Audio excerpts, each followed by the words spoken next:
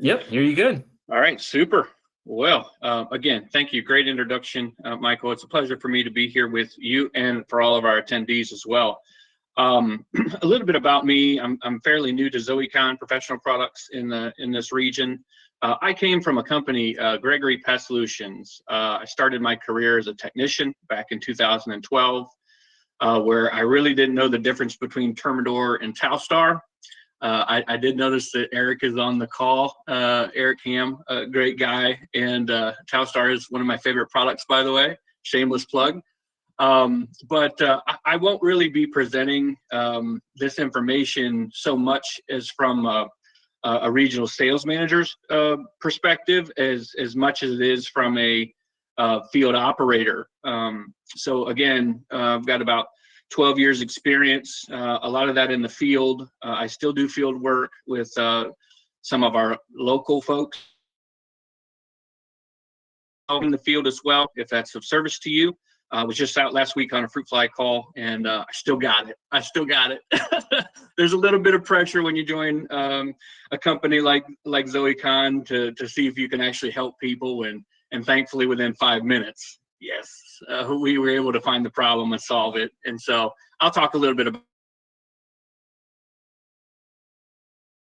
I came up as a technician.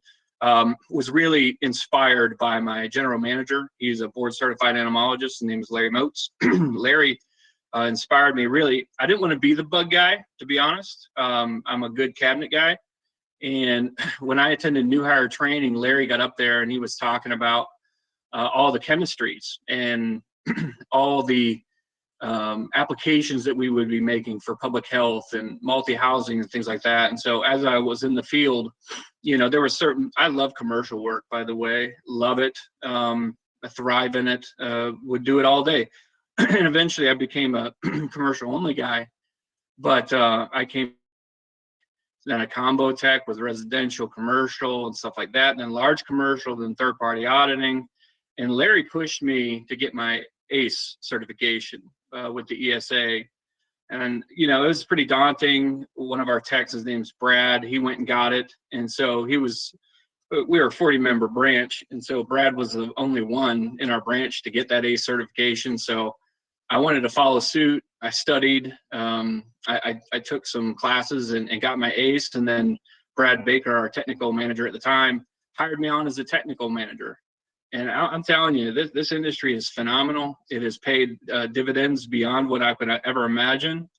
And so now I get to work for ZoeCon Professional Products, a fantastic company, continuing to educate me and make me a better asset to the industry. But so when I talk about insect growth regulators, please, these are my opinions. This is my presentation. This is not a presentation given to me by our company to sales pitch you. It is really just like it used to be, just me in front of our branch sharing some information that hopefully you'll find interesting. I will say that there's a little bit of reason for the background. So what I don't want is anyone to walk away from the presentation thinking that I don't care that you learn all the information. I am going to run through this information pretty quick.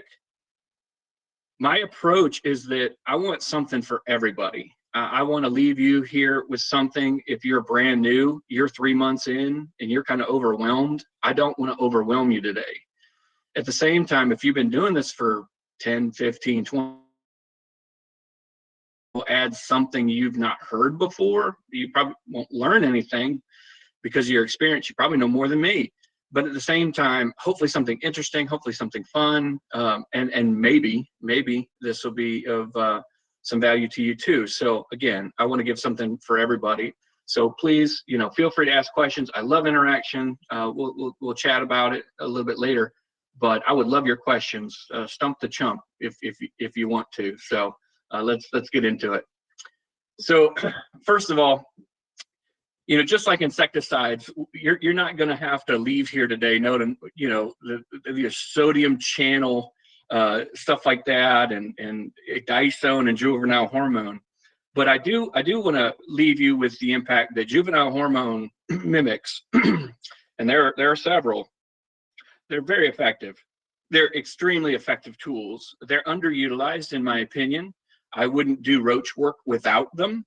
But just to kind of show you that how effective they are, on the left-hand side, many of you have seen this, multi-housing, commercial, restaurants, and such like that. If you put an insect growth regulator out, in this case, this is Gentrol hydroprene, you'll see that the twisted wings are there. And yeah, right, twisted wings. Well, 100% of the time, if you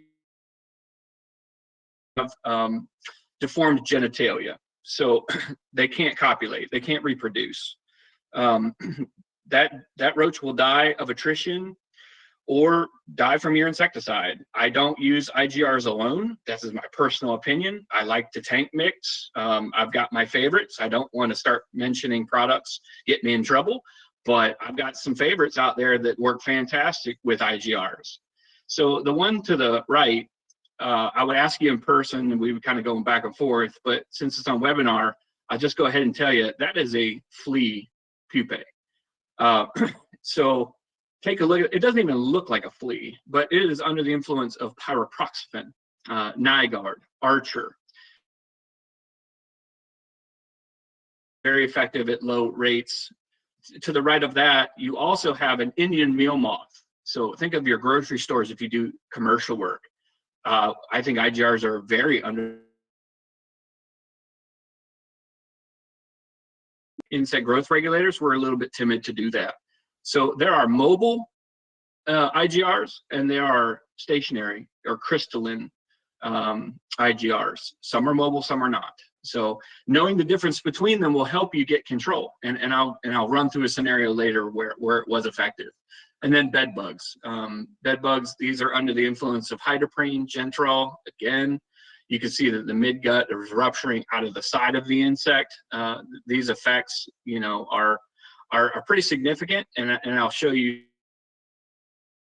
out of 100% how many are affected, generally speaking. So just to let you know, there are plenty of effects. Insect growth regulators, can't mix with anything. These are IGRs performing on their own.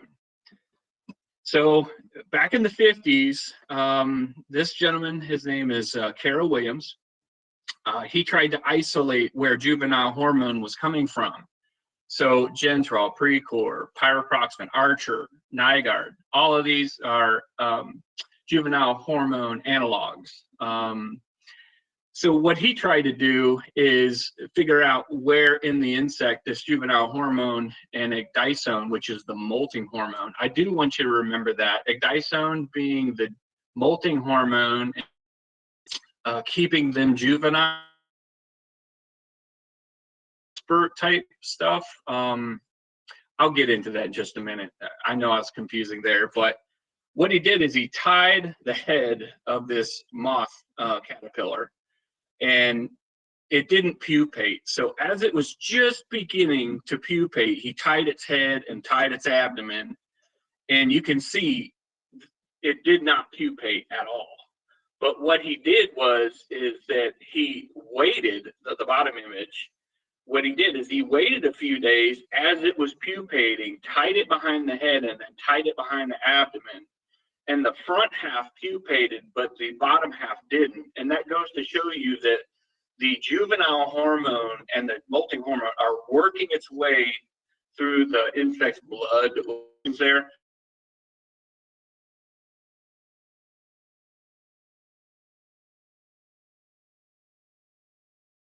A lot of these secretions, these molting hormones and stuff is coming from the head. So anyway, just really fascinating. And this is a great slide to share with your team. Just take a screenshot of if you want to. I won't get into it too deep. It's good homework if you want to see it. But what I like on the left-hand side is you can see that when insects go through their different instars, we'll just say roaches for the moment. First instar, they're going and their molting hormone spikes and their juvenile hormone spikes, and then they end up developing into a second instar nymph, right? And then they'll go through and then their ecdysone will spike and their juvenile hormone will spike, all right? And they'll go to a third instar. And then finally, they'll go from that last instar stage. And what has to happen is the juvenile hormone that's in their body needs to be near zero or zero, needs to be really, really low for them to pupate properly or develop into an adult properly, right? Different insects molt different ways, and I'm not going to get into all that. Just keep it simple. Their juvenile hormone needs to be near zero for them to develop properly. Is it sends the wrong signals to their cells and it affects them differently. So anyway, not going to get into juvenile hormone, where it comes from. It just comes from their brain. It excretes certain hormones, and it cascades from there. But some more interesting stuff, and then we'll get into some meat and potatoes. Harvard was raising squash bugs, and what they noticed was they weren't developing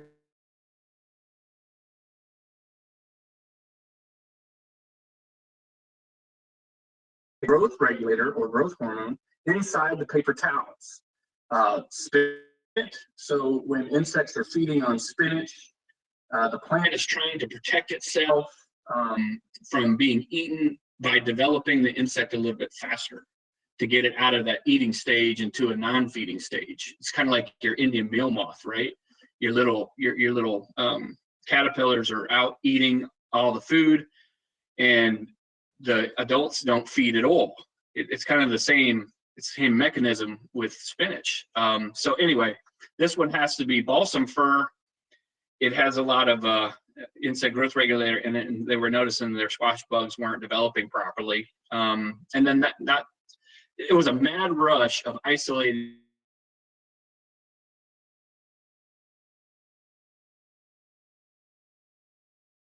these. One of the most studied insect growth regulators on the market uses better. It's what's in Precor, for instance, Alticid, for those of you that use those products.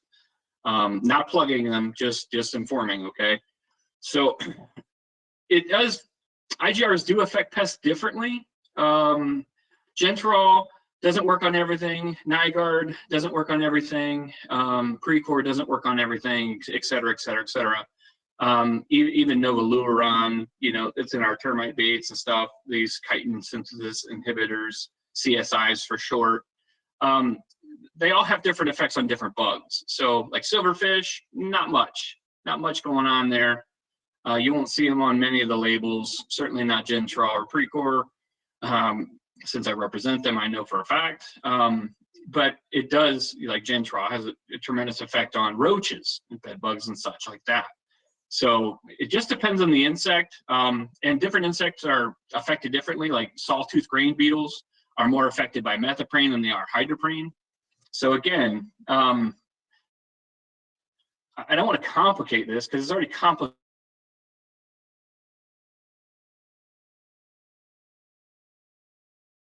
enough, right? We're talking about molting and hormones and all this and that. I heard it aptly described as IGRs are birth control for bugs. I mean, I hate to say it, but it is kind of that way. It just stunts their growth. It prevents their development. I think that's an apt description when you're brand new. But as we're, we want to understand our chemistries. And so, having the right product for the right insect makes all the difference in the world.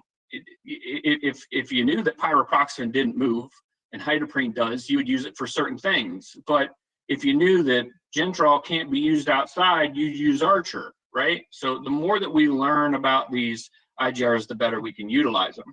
So for instance, it works on insects differently, right? Roaches, it prevents from developing, it deforms their wing. It also deforms their genitalia, but it doesn't do that for mosquitoes. When you put methoprene or Alticid in the water, or pyriproxine for that matter, they're happy, man. First instar, second instar larvae, third, fourth, they're alive and doing well.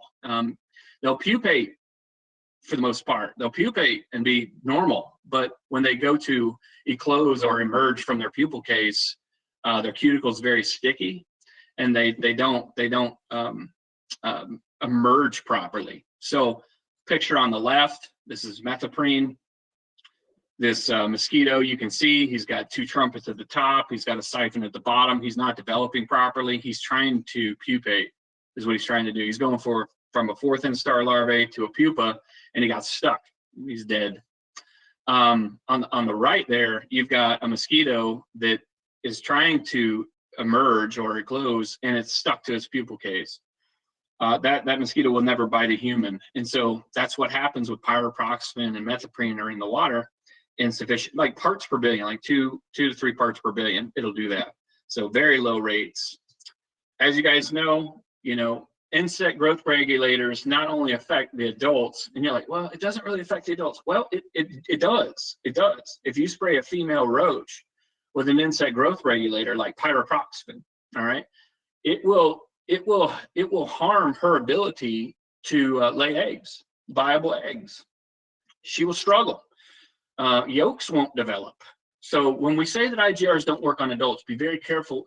Yes, it won't kill an adult. It won't prevent them from being reproductive, but in some instances like this, those eggs will never hatch out into viable nymphs. So they can be ovicidal as well. And what I mean by that is when you spray them directly onto an egg, sometimes they'll develop. Like if you put Gentrol on an egg, it will hatch out, dying shortly after. Whereas pyriproxyfen, they pretty much don't hatch out.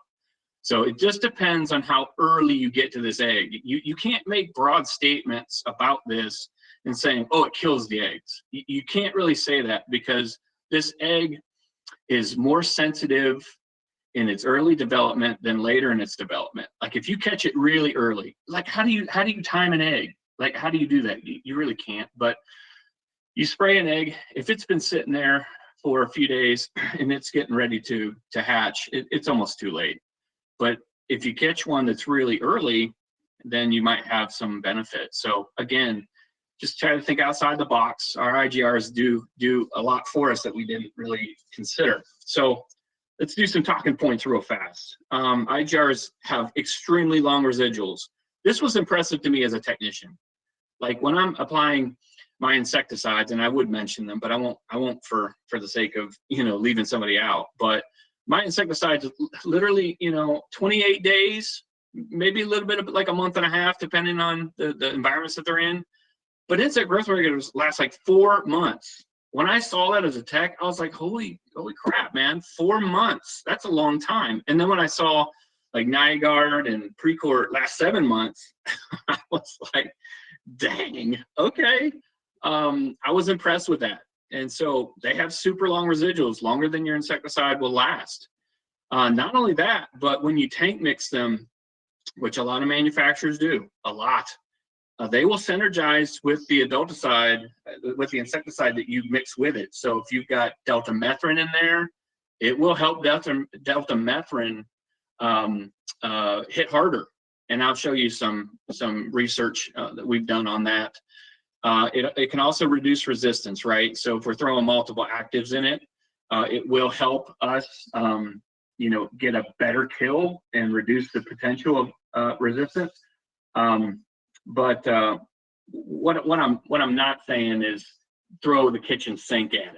Okay, I'm not saying that. I'm an IPM guy all the way, 100% all the way.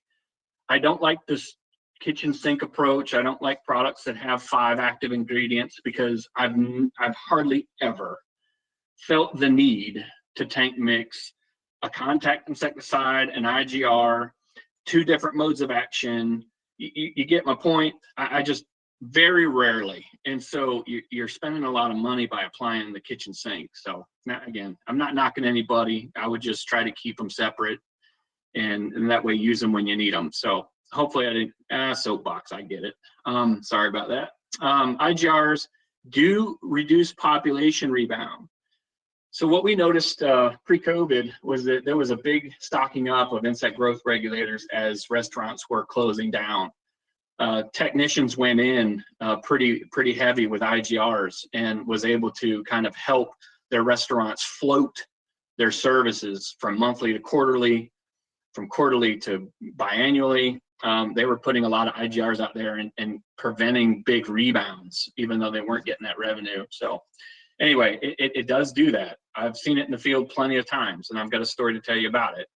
I talked about IGRs developing viable egg development. It absolutely does that. IGRs do, like hydroprene, for instance, Gentrol has a high vapor pressure, so it will translocate. You probably heard of the little point sources. They'll translocate out 75 square feet from where they're put.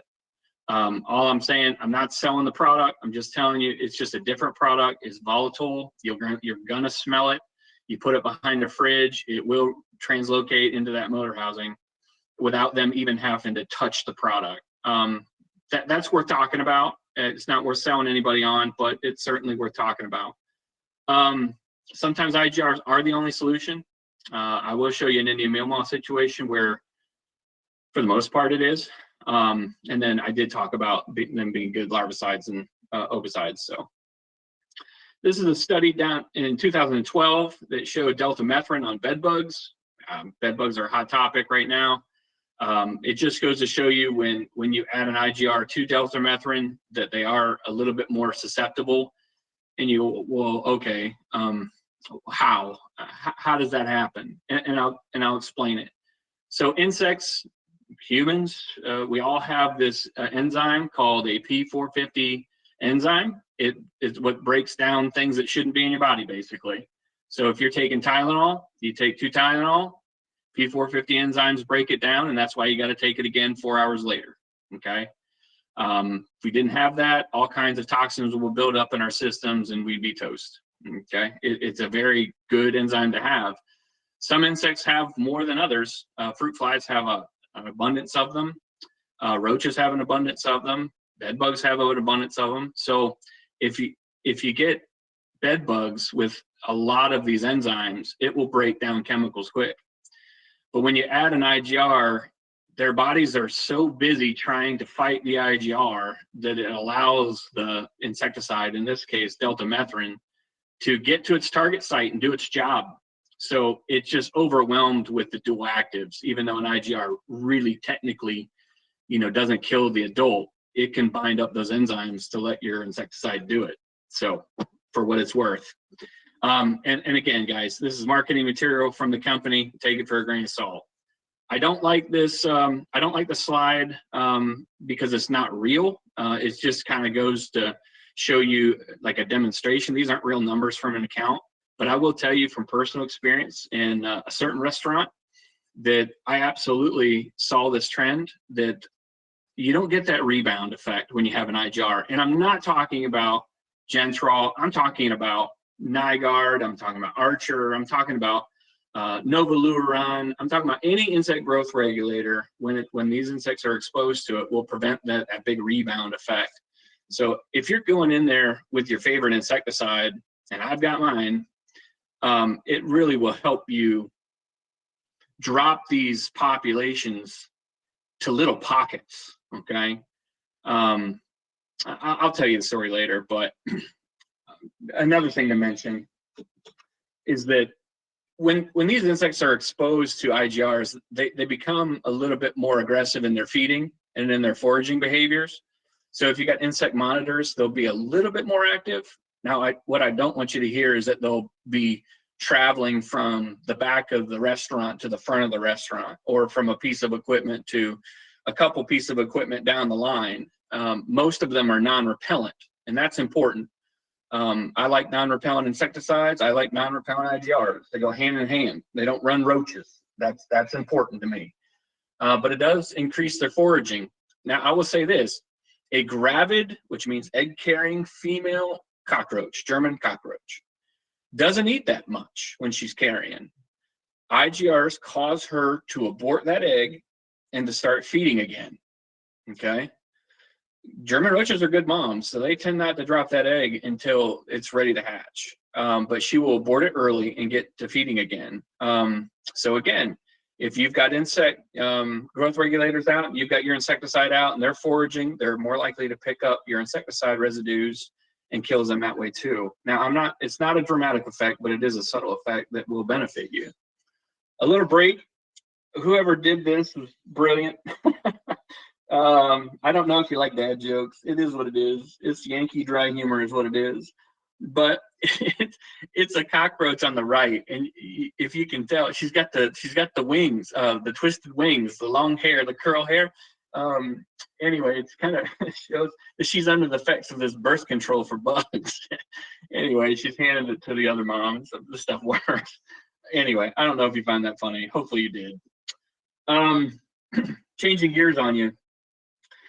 So how does this stuff work? Like, okay, I put out an insect growth rate, but what does it do inside the bug? Okay, it artificially elevates their growth hormone. I get that. It's supposed to be 0. I've elevated it. Okay, it causes mixed signals, but these are the target sites that it causes the, deformations, if you will. They're called imaginal discs. Little areas inside the insects that are really, really prone, really sensitive to these IGRs. And so these some of these will be wings, some of these will be legs, some of these will be antennae, some of these will be genitalia. And when the insect growth rate affects them, that's where it causes these changes. So what they did in the 50s, this is a mad scientist era really, is they took a fly and they took the imaginal discs that were going to be legs, and they put it in the place of the antenna. So you're literally looking at a fly with legs as antennae. Isn't that crazy? That's wild. So yes, that is why when you put an IGR out that it affects the genitalia, it's those imaginal discs getting affected. Okay, pretty neat. These are bed bugs and roaches. The images on the left are roaches. They've got the that's a male reproductive organ. You'll see in image B to the right of that, how it's kind of deformed and then clubbed in C and just completely misformed in D. That it will never be able to reproduce with that going on. Okay. On the right, I know it sounds kind of weird and kind of crazy, but it affects female roaches, their genitalia. But that's not the target site for a male bed bug. And they've got this paramere, this sharp paramere that pierces their side. They call it traumatic insemination. Insect growth regulators, hydroprene, will deform this paramere. It's supposed to be like razor sharp, so it can pierce her side. Well, either they're stunted or too short. So again, it's that imaginal disc that we talked about. The insect growth regulator is affecting it. This is another effect. This is bed bug. This is not artwork. This is a gentleman, David Moore, in 2006, did some studies. He showed that hydroprene had an effect on not hardening their exoskeleton. So 18% died. But what they noticed was it was the nymphs developed properly, but it was on their final molt. And remember, I was talking about earlier how juvenile hormone's supposed to be 0 on that final molt into adulthood. Okay. Well, what they noticed was the nymphs developed fine, but when they became adults, these were the effects. The not hardening of the exoskeleton there, they would desiccate out and die. So 18% died from hydroprene alone. 16%, their cuticles didn't harden, so their midgut ruptured out of their side. Okay, that's another 16%. Another 14% died when they took their first blood meal, and no one knows why. But just to kind of show you that hydroprene had over 50% control from the 4th instar to the final molt, that's where the action happened. So again, hopefully that's a benefit to you. If you want to talk to me, fine. Email me, gwagner@central.com. If you want to talk about it, that's fine. Pre-core IGRs, methoprene, residual 7 months. It does translocate, so it is a mobile IGR. I do want to kind of differentiate that because that's important.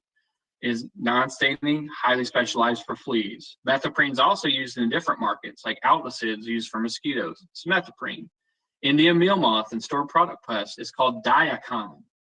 All right, so for those of you that do big commercial facilities like dog food plants, flour facilities, bakeries, sometimes you'll fog with Vapona and they'll add Diacon IGR. That's methoprene, just so you know. Store product pests are very sensitive to it. It's not the only IGR that they're sensitive to, but it is one that's pretty good. Hydroprene, Gentrol, it does move. Its residual is 4 months. In the concentrate, it's 3 months in the little discs, the point source. It will translocate. It is the most mobile IGR on the market. I'm not trying to sell you guys on it. I'm really not. I'm just trying to share with you the differences, okay? So German roaches, we've used it for years. Fruit flies is extremely effective. I'll explain later. Stored product pests, Indian meal moth especially, and bed bugs, all right? There's plenty of data out there that shows the effects. All right. I won't get into the effects of that, so we can move on. Pyriproxfen, one of my favorites. Used a lot in mosquito control. Archer, Nygaard. It's in OneGuard. It's Demand with Archer. You know, a lot of folks using it for mosquito control. And there's a hot debate on whether or not to use an IGR. And all I'm going to say to that is, you know, we have a methoprene, we have an Alticid, a liquid Alticid. So I've got a vested interest in saying this. I would only use an IGR when it made sense, right? If it's dry as a bone outside and the activity is not hot and heavy, I wouldn't include it. That's why I don't necessarily like tank mixes that are, you know, from a manufacturer. I'd rather leave it in if I want it in and take it out. I won't get into any more of my preferences, but all I'm going to say is pyriproxfen, not only will a female mosquito land on it, okay, adult female mosquito, oh, that's not going to do anything. Well, yeah, it does. It's a crystal, so she's got to pick it up. It's got to penetrate her system. But when she goes to lay eggs, those eggs are affected by pyriproxfen. There's some distributors out there that have what's called an IntuCare system that has powdered pyriproxfen, a really clever way for a gravid, remember, egg-carrying female mosquito. She's fed on, she's gotten blood from her host. She has developed those eggs and she's ready to lay them. And what happens is she lands in this IntuCare system next to this powdered pyriproxfen and this fungus, and she gets it on her. She leaves the station and goes and lay eggs in a cryptic spot. That's the theory anyway, and deposits the powdered pyriproxfen into that body of water. Let's say a tree hole, okay, tree hole mosquito, Aedes triceriatus. She lays the egg in that, and the IGR is now in that pool. Well, that's pretty darn clever. So I tend to believe that there are clever methods. How to implement that, how to make it work, you know, that's where the details are at. But pyriproxfen is a powerful IGR, very, very low rates, and it is photostable. Okay, so Gentrol, Precor can't be used outside, right? Just for years we've been taught can't use them outside. Pyriproxfen is photostable. It doesn't translocate, but it stays put, and it's very effective. So again, just knowing what IGR to use in certain situations will help you tremendously. So again, well, let's move on to chitin synthesis inhibitors, CSIs. So novaluron, diflubenzuron, a lot of these are crystalline, so they don't move. When an insect touches them, you know, it does have some effect if they're prolonged, but they are best used when ingested. Matter of fact, there's new research right now using novaluron for bed bugs, getting some kind of bait trap for bed bugs to feed on artificial blood or some matrix, right? And they put these novaluron in it, and man, it has detrimental effects, but really hard to rule that out and to market that. We're not working on that. This is what other researchers have done. Phenomenal. Soften cuticle, you know what it does on termites. They can't harden that exoskeleton, and then they rub up against a hard surface and they just ooze out. Okay. Does affect roach egg development, and again, it does help dry them out. All right, so we're going to change gears on you guys. We're going to get into the meat and potatoes of control. So I tend to go this way. So technician in Spartanburg, South Carolina. So I had a restaurant, one of the cleanest restaurants. Like, you see this picture, and for those of you who do commercial kitchens, you know this is not the norm, right? This is hardly the norm, but it was the norm for me in Spartanburg. I'll forever use this restaurant. There were plenty of them that didn't have the cleanliest practices, and like, hey, would you like lunch? It's like, no, no thanks. No, I already ate, starving to death. I'm not eating their food. But this one, you could about eat off the floor. It was a very, very nice restaurant. Anyway, they had roaches when I took it over. And so I thought to myself, man, you know, I've got some really tough accounts, right? But this one, like, I should be able to get them out of here. And it really shouldn't take me a year to get them out of here, right? Like, I'm new, So give me that. I'm new, but I'm thinking, man, if any account, like I'm getting cooperation from the GM, like they're doing everything I'm asking, they're stealing this up, they're doing that, like this should be a win. And what I noticed was I would do thorough inspections and I'd find them, I'd treat them, non-repellents, okay. But then I'm like, man, I need something else. So baits were big for me. I love baits. I've got a favorite. I don't want to mention it, but I got a favorite. That helped things turn around. That new bait was amazing. But I started to implement insect growth regulators. Okay, my go-to was Gentrol, just to say it. Okay, put it behind the line, translocates down and out, good airflow, and I got them down to the dish pit area underneath the dish pit inside the motor. Okay, now I'm not saying applying liquid inside the motor. I didn't do that. All I'm saying is that the IGR kept the population rebound. All right. It helped me focus on getting rid of the problem. And in 3 months, and I know some of you, man, I can do it in 1 month. You know, good, great. That's probably why your client's paying you the way they're paying you. But as a new person, I really tried to do the best I could do, and I got them out of there in about 3 months. But there's more to it than just, oh, yeah, the IGR helped. No, what it taught me was, man, I've got a lot of time that I don't have to focus on these things. Like when I walk in, my inspection is just a glance behind the equipment. I always pull the line. I always look inside the motor housing, typically where all the activity's at. But it cut my service time by half. I was taking 45 minutes to 50 minutes for an account that should take 25 because I was battling roaches and rodents on the outside. But once I got rid of the roaches, dude, I just so much faster. Now I could really focus on the exterior treatments for my American roaches and smoky brown in my area. I had just no callbacks. The only thing I had to worry about were fruit flies in the bar. And that's not bad for a big restaurant. So again, huge success, okay? Fruit flies. Little did I know how well IGRs would work for fruit flies, but this was one of them. Now, this is not the restaurant. It is a Southern restaurant, but this is not the restaurant that I did this at. This was a new client who called in, overrun with fruit flies, and they wanted me to come out brand new and fog the place with pyrethrin. And I'm like, man, I don't know you. Like, I can't trust that you're going to clean up your grill once I'm done shot with our bullet foggers.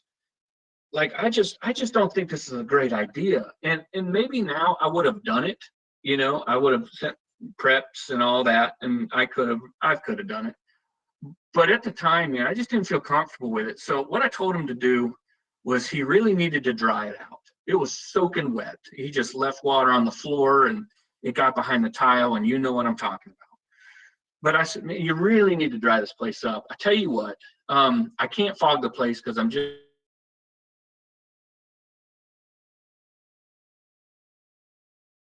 just don't think that's the right approach. I'm going to put some insect growth regulator out, and I put it behind the dish pit. You know how it's got a backsplash on it that's not solid, so it kind of goes up and over and then seals to the wall. I applied a lot of product back there and let it kind of translocate down. Got behind a lot of the equipment there, and he schooled me though. He got those black fly resin strips. They look terrible. They look terrible. This is before the day of all the fruit fly stuff, you know, the sprays, the baits, and all that. Anyway, he took those resin strips and he caught so many adults. But it gave the IGR, it took a couple weeks for the IGR to take over, but man, stopped it like now. It was fantastic. Never had a roach fruit fly problem out of him since then. So that was most of the battle, but man, the IGR did phenomenal. Oh, let me tell you this one real quick. So I had a guy in Ohio, west of Columbus. He calls me. He said, "Hey man, I've got fruit flies that are coming up from a drain, red-eyed fruit flies. Buddy, I don't think they're red-eyed fruit flies. I think it might be dark-eyed fruit flies. And he said, no, they look like fruit flies. I get it, man. But I think they're coming out of this grease pit. But they really don't eat on that kind of material. I think it's black, dark-eyed fruit flies, or maybe even phorids, depending on, if a sewer's connected to it. Let me come out there and take a look at it. The guy was about to cancel. Local guy, with a local pest control company. So they didn't want to cancel each other because they were both trying to make a reputation for themselves. So anyway, I get to go, and I get out there, and it's a three compartment sink, and the owner put like little lids over the drains, and the fruit flies, they're all connected plumbing underneath. So 3 drains drained into one. And then when I got there, it was the compartment next to the grease trap that was full of adult flies. So I got my microscope out. I was like, buddy, these are dark-eyed fruit flies. They're coming from the grease pit. And the owner swears, no, I cleaned it. I had it done. No, there's nothing in there, blah, blah, blah. I was like, well, hey, man, you got an Allen wrench key? And my buddy looked at me. He's like, man, you're going to open that? I'm like, absolutely, I'm going to open this. And buddy, when we did, we found 10,000 dark-eyed fruit fly larvae just crawling around. I got the video if you want to see it. It was crawling. Insect growth regulator, contact insecticide, and residual that are labeled for drains. That's what we did, and knocked them out. So we'll see about the results, but just wanted to give you something cool, something recent. So let me talk about carpets and carrier. We're talking about fleas earlier, okay? When we have a lot of aerosols, we tend to shoot them and walk out of the room. We kind of paint the carpet, and that is the way to do it. But thick, dense carpet, I would just caution you to make sure that you're penetrating deep within the carpet itself, because a lot of the activity with your flea larvae and pupae are actually at the base of the carpet. So some insect growth regulators move. They're heavier than air and translocate down. Some are crystalline and don't move. So if you're going to use an IGR,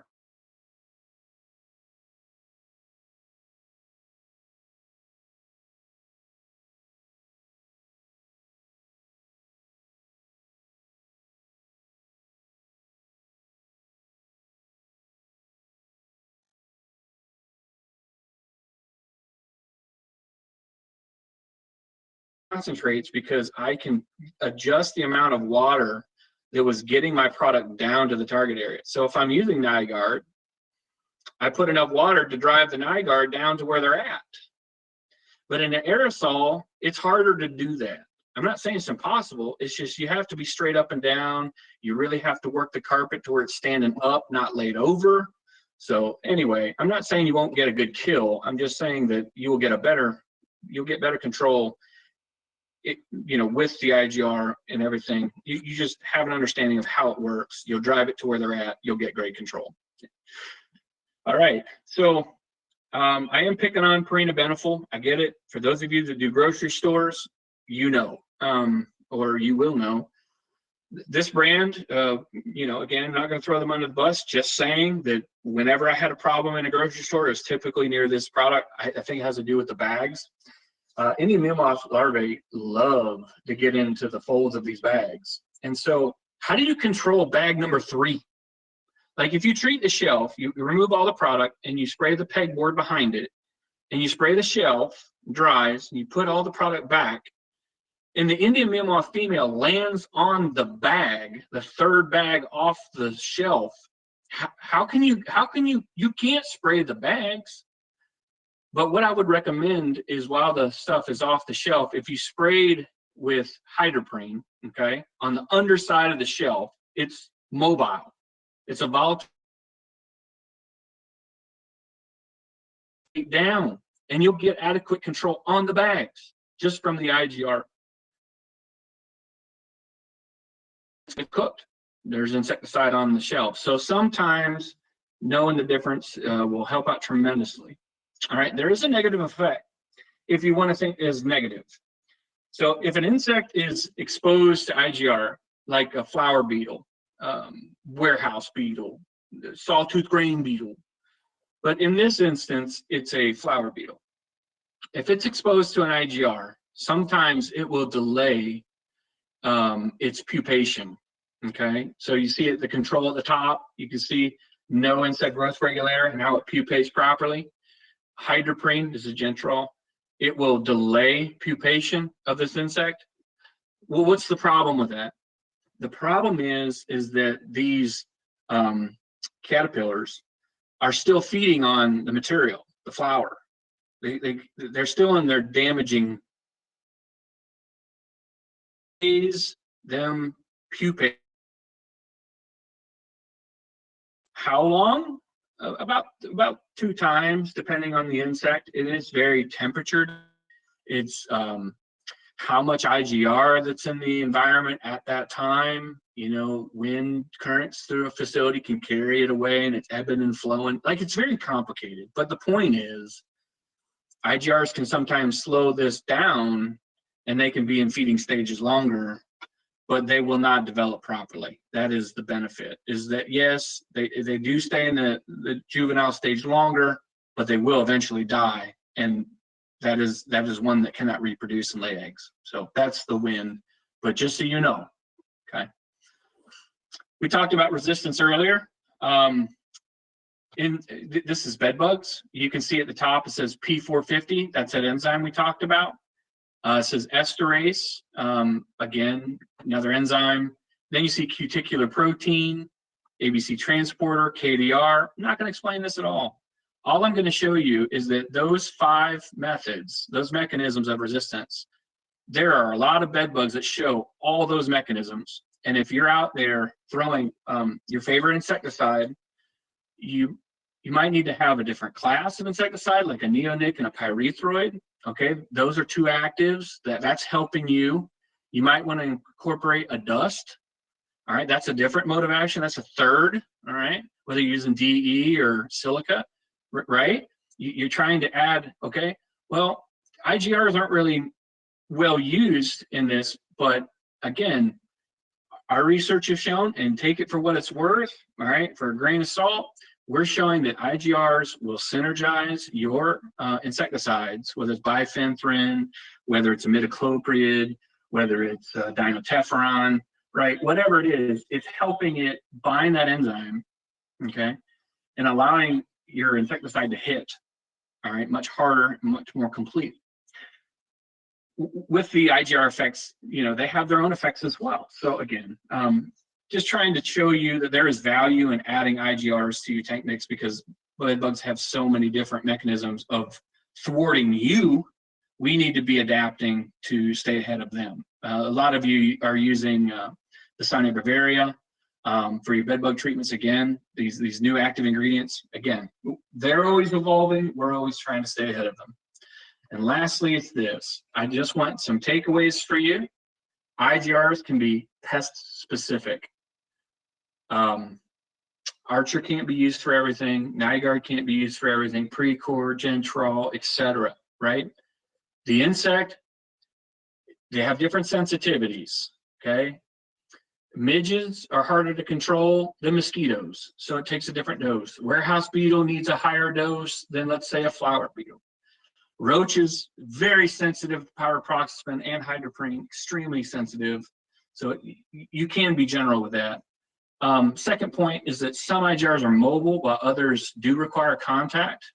It does require them to groom it. That's fine. Some of them are photostable.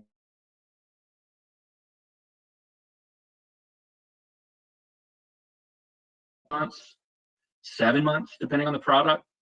IGRs can have fatal effects by themselves, but they synergize very well with other products. I recommend non-repellents with non-repellents. That's the way I do it. But also, lastly, is your knowledge about this subject is extremely impressive to clients. So, for instance, we just used last week. I can give you 50 illustrations.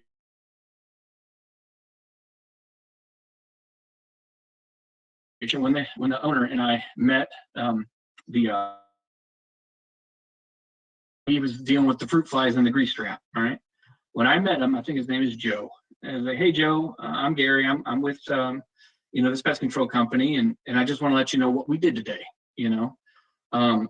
We contact insecticide to kill all the larvae. We put an insect growth regulator out to prevent any future development. We also put a residual insecticide in these areas, and then I gave him a to-do list. But I told him, you got control now. You're going to continue to receive control by preventing their development. And we have a residual insecticide to make sure that make contact with it, they're going to die from that. And I think that is extremely impressive. You know, if you're new, I would say, you know, ask questions, try to get to understand the chemistries in your chemical room. I know for Gregory, what we did is we brought out our Niban, our Mother Earth granule, our Delta Guard, our Talstar PL, and what we did is we talked about our chemistries and we talked about how they worked. My first talk ever was on Gentrol, Precor, Nigard. That was our talk, because we wanted everyone to understand how our chemistries worked. And our 40-member branch were just extremely excited that we were getting some decent education on what our stuff did. Again, this is all to help you differentiate yourself from your competition. There are very few technicians, you know, that really get deep into it. But man, when you talk to a client, it's like, wow, that was a smart move going with this person. Right? So what we were able to do with Joe is we were able to move him from quarterly to monthly. But he really needed to be on a monthly rotation. So hopefully all this helped. And with that, that is all I've got.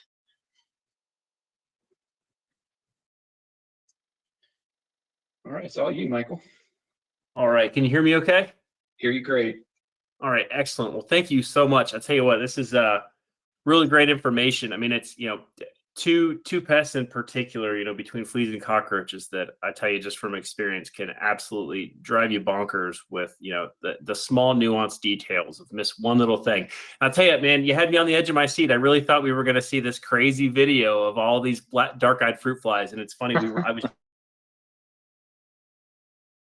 little bit of difference in dark-eyed fruit flies versus, you know, the red-eyed fruit fly and why it's so important to know the difference between them. So yeah, definitely look forward to seeing that video the next time. So yeah, I've got a poor quality video just because it was sent by phone, but I will absolutely add it once it's in. Awesome. Well, we do have a couple questions here. So we've got a little bit of time for questions. So I'm going to go ahead and throw these out to you. Let me get these in order. All right. So first question here.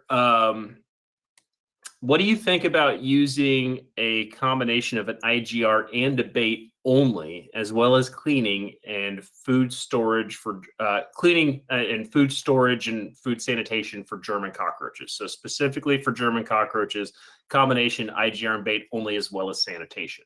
Mm-hmm. Okay. Yeah. The IGR in the bait, it has to be consumed. That's the problem. I want control with the roaches. I want extra coverage, extra insurance. I want the IGR to be separate so that it can translocate. Okay. I want that extra coverage. When it's in a bait, it's crystalline, or it can't move because they're very lipophilic, which means they love fats. And so when you put them in with baits, they tend not to let go of the bait matrix. So let's just say a roach is eating in a cabinet and the bait is impregnated with IGR. If it's close to it and it doesn't eat it, nothing happens. Let me change the location. Let's put it next to the fridge, the sink or the base cabinet next to the fridge. All right, and we've got bait. The cabinet's away from the wall, right, creating that gap. And we put bait in that. Okay, so doesn't eat it, nothing happens, right? Insect growth regulator that can move right there, they just have to be near it. It's heavier than air and will transit, so they'll get affected by it, and will make them hungrier. So I like adding my baits in conjunction with a concentrate. Nothing wrong with the IGR in the bait.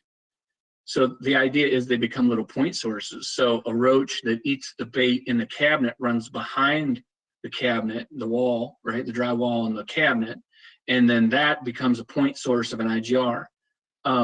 again, only if it's consumed. So the roaches have to eat that roach. My personal opinion, I tend not to use the combo baits. I see their worth. I think we have a much dramatic effect when we get the product in with the can, with the nozzles, or injecting it. But I see the value in combining them. It's not going to have the dramatic effect that I think that we would expect it to have. Will it work? Absolutely. Just in small numbers, small pockets. So I think the heavy lifting is the IGR where it's supposed to be. Yeah. Okay. Perfect. Yeah, and sorry, man, that's just an opinion. I mean, that's nothing. Yeah. Oh no, right? I'm going to tell you a couple of the questions that I'm going to throw out to you are pretty subjective. So these are just, your opinion and recommendation based on your experience. Certainly, goes into play here. So, in terms of dealing with roaches and or bed bugs, I know you mentioned that there's a couple different active ingredients. They have different modes of action and different ways in which they mess with the development of all the pests that we talked about today. When it comes to specific IGRs, is there one IGR that you would recommend for roaches and one different one maybe for bed bugs, or do you see them unilaterally as being effective across the board, just depending on what product you're using? Your product labels will, if there's claims on the label, they had to run it by the EPA. Roaches, my opinion, Gentral's king. That's before I ever came over to the company. Okay, Gentral's king. With that said, roaches are more sensitive to pyroproxyfen. Now we're talking like minuscule amounts. Okay, nothing wrong with them. Fleas as well. Methoprene is extremely effective on fleas, but they're more susceptible to pyroproxyfen.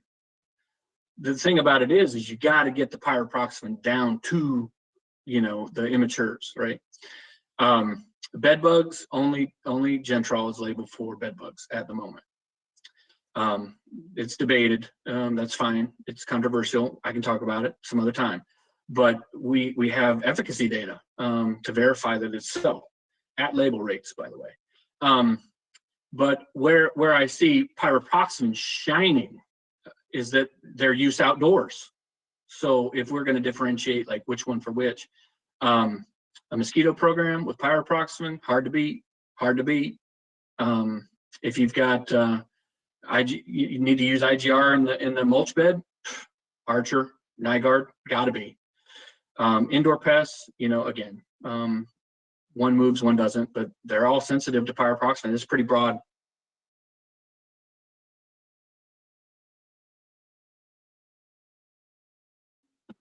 Oh, didn't realize I was muted there. You'd think I'd know how all this stuff works after doing this for so many years. No, that was great. All right, so we've got about 30 seconds left, so rapid fire. One last question for you. Your opinion on mixing an IGR with maybe a foaming drain cleaning product. What do you think? Yep. That's what we did at this place in Columbus. Biofoam. Gentral is labeled for drains. EC3's got lambda-cyhalothrin. That's what we used. We lost a lot of drain uses for other products. Like I used to use Suspend SC. It was labeled for drains. I think it's been pulled now. But yeah, absolutely. Just make sure it's thick foam. That's all. And then drive it deep.